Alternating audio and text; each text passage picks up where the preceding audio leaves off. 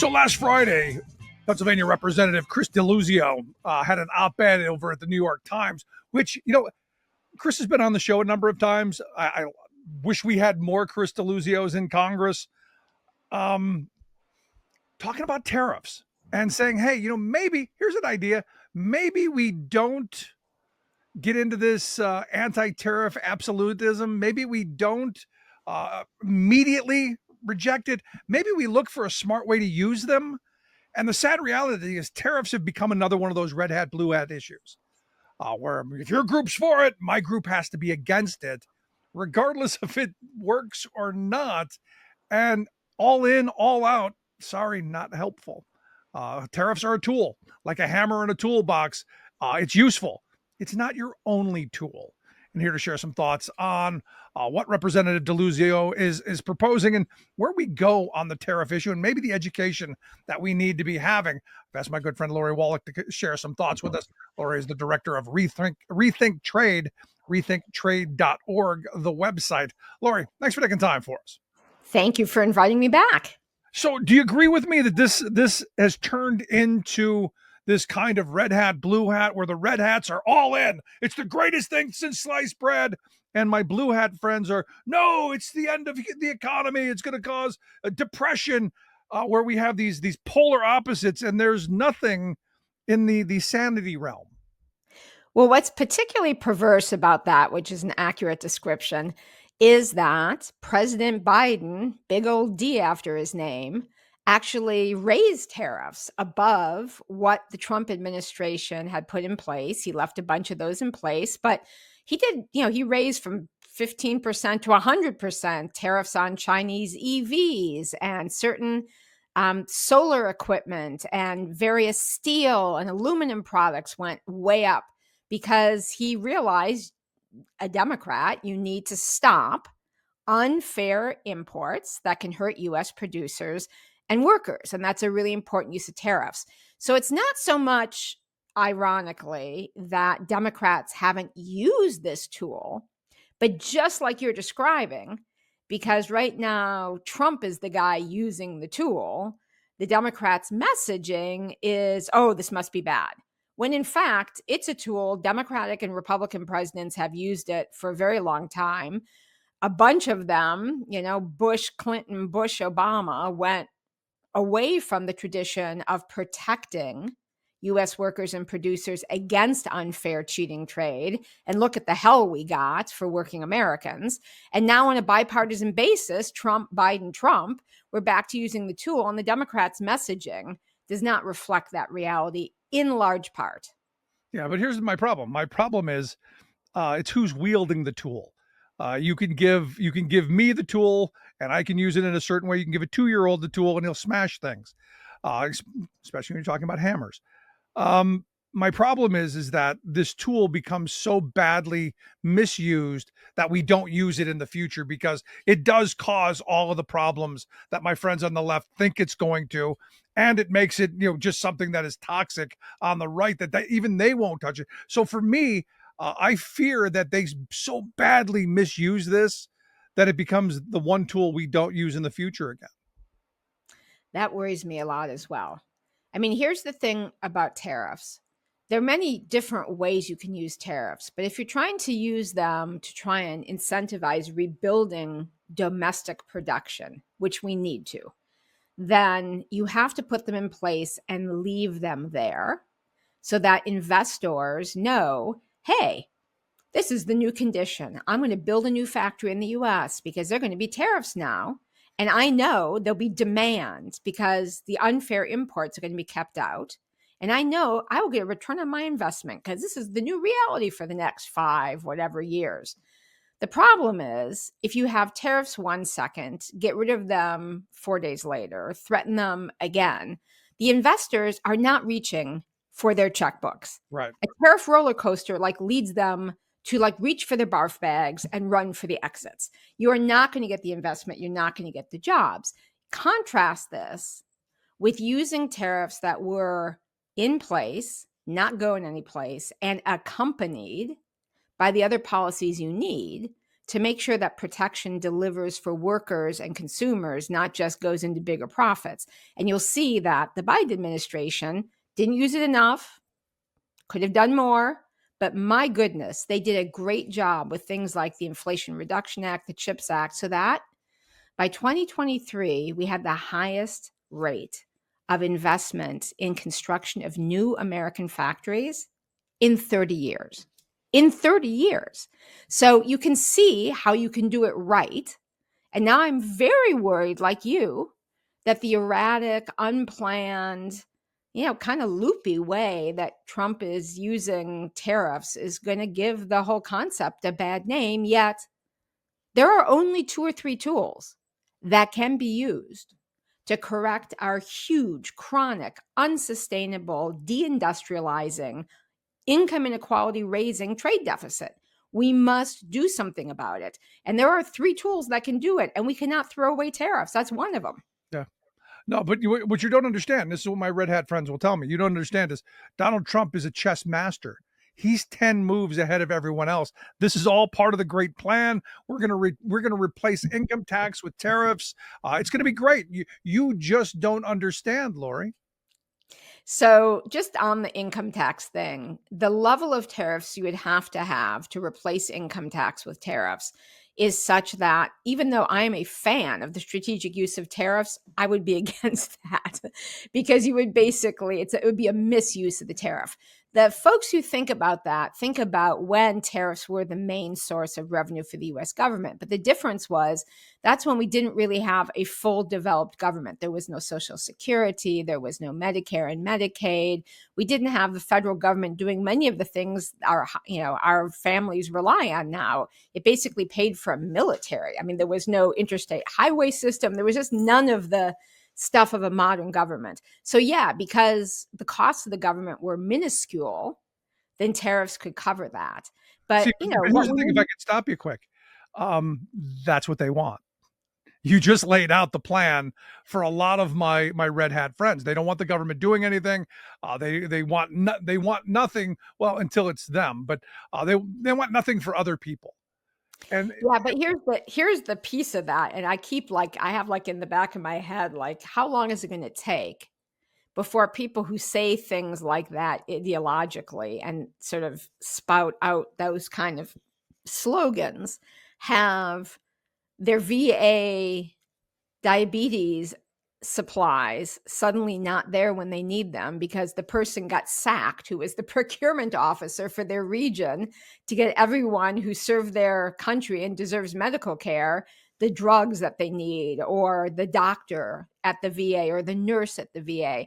Who's going to say that when suddenly their own kids after school program is canceled and they're up a creek because there's no one to take care of the kids between school and when they get home from work? Who's going to say that when the grandma can't get Medicaid and is going to be having to live on the couch because they have no ability to stay in the nursing home that Medicaid's now covering for them to make sure that they're safe and taken good care of? Who's going to say that when actually you want to go camping this summer and the damn national park is closed down or there's garbage every place, the toilets are disgusting because all those folks got sacked?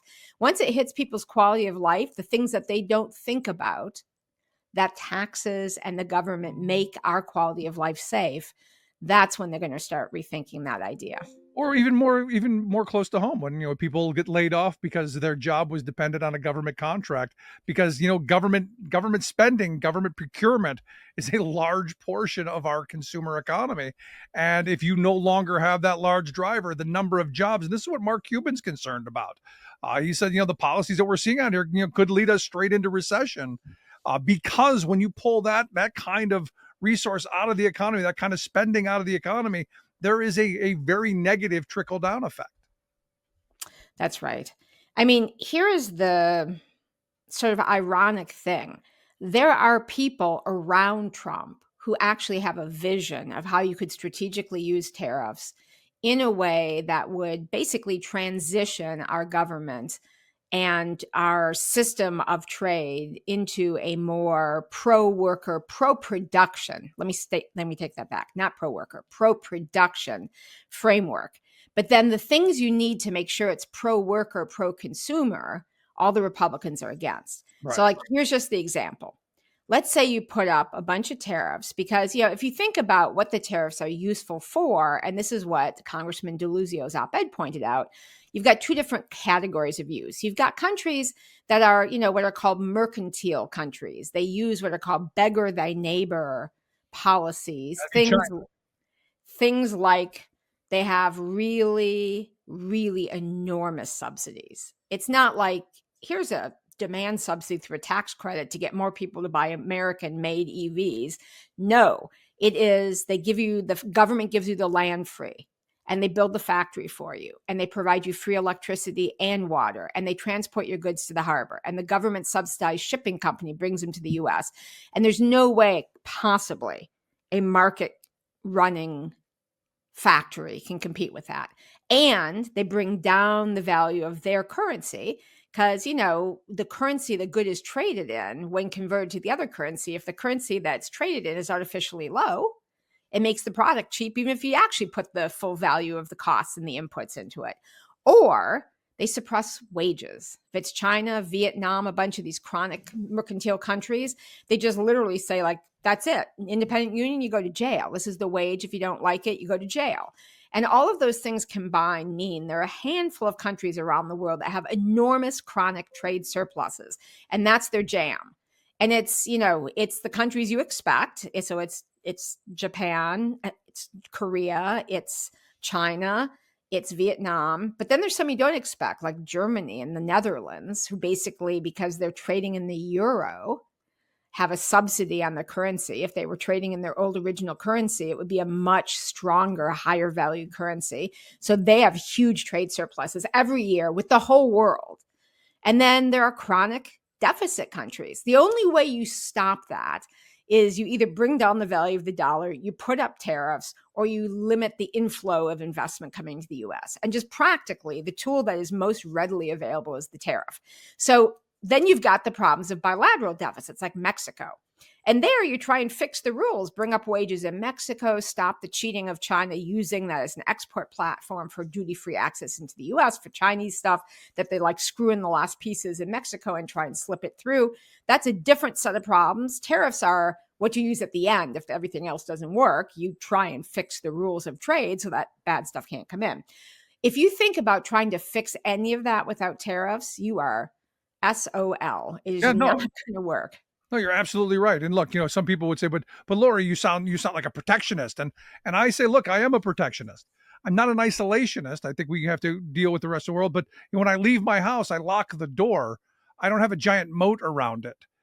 So I think we as a country have to start thinking in those terms of we do need to protect strategic industries. We do need to have steel and aluminum and manufacturing. We need to bring those things back because for far too long, we've allowed corporate America to go follow the cheap, exploitable labor, the lax environmental regulations, and then make themselves extraordinarily rich at the cost of the working people of this country and the consumers.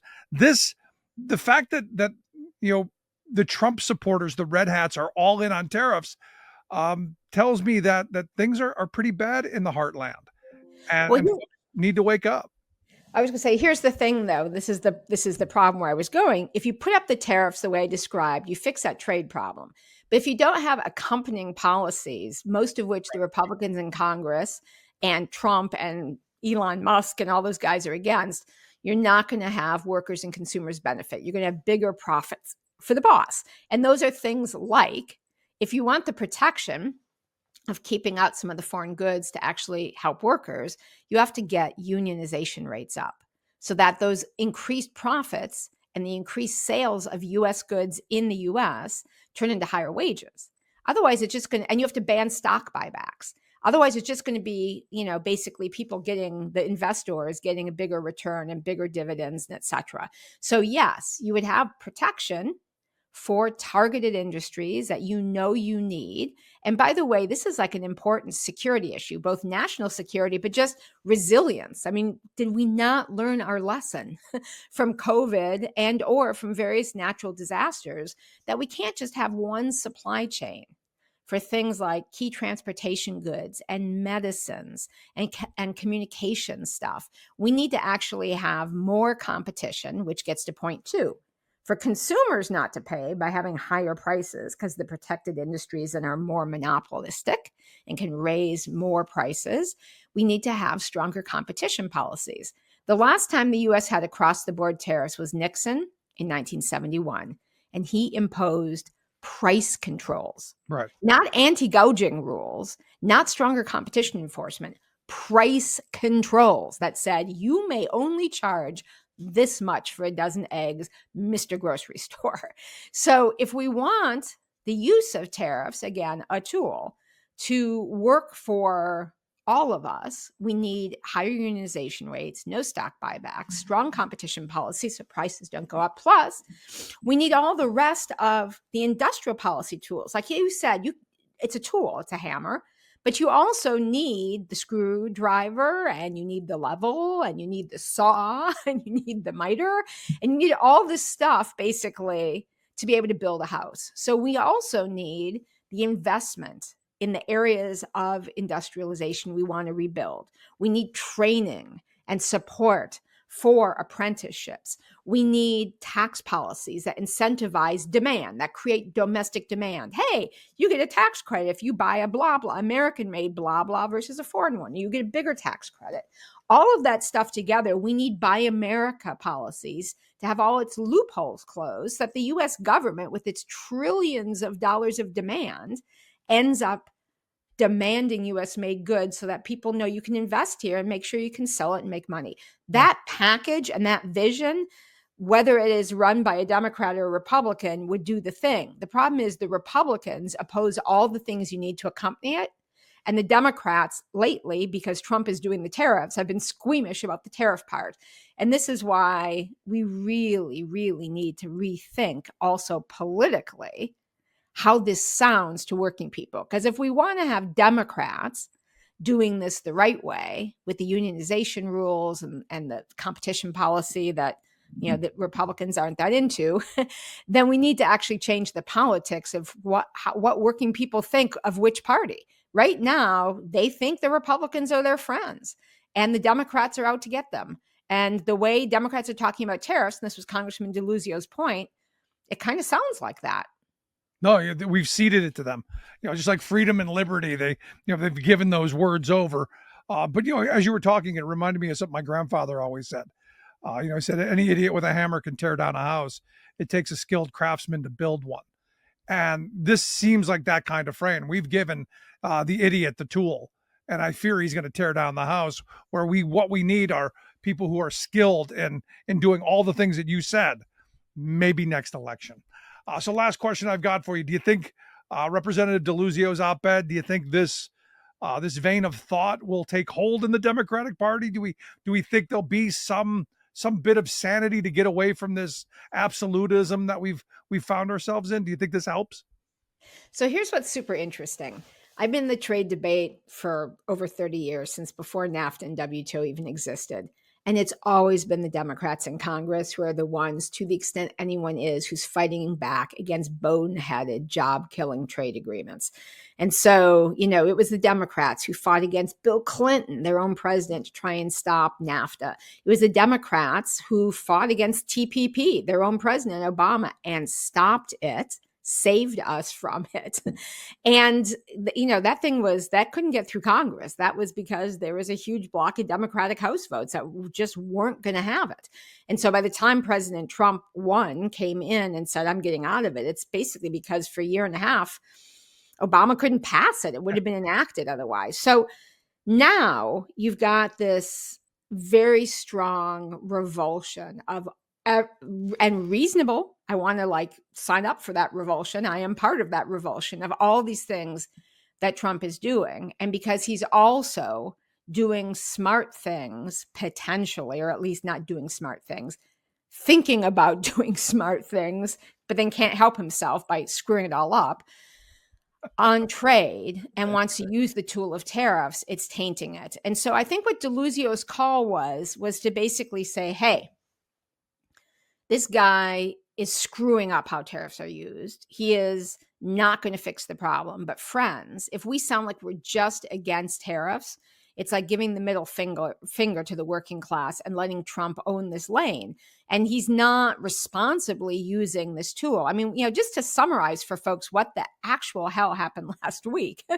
In the course of one 4-day period, Monday, they announced tariffs, 25% on Mexico and Canada, except for 10% on Canadian crude oil imports, another 10% on China, in addition to the 10% that they put into China on February. That was on Monday. They went into effect at midnight, beginning of Tuesday. And Trump announced, when he announced it, no exclusions, no exceptions. And there weren't on Tuesday. Wednesday morning shows up and Trump says, well, maybe we're just going to exclude cars and auto parts from the tariffs with Mexico. That's probably the best thing to do.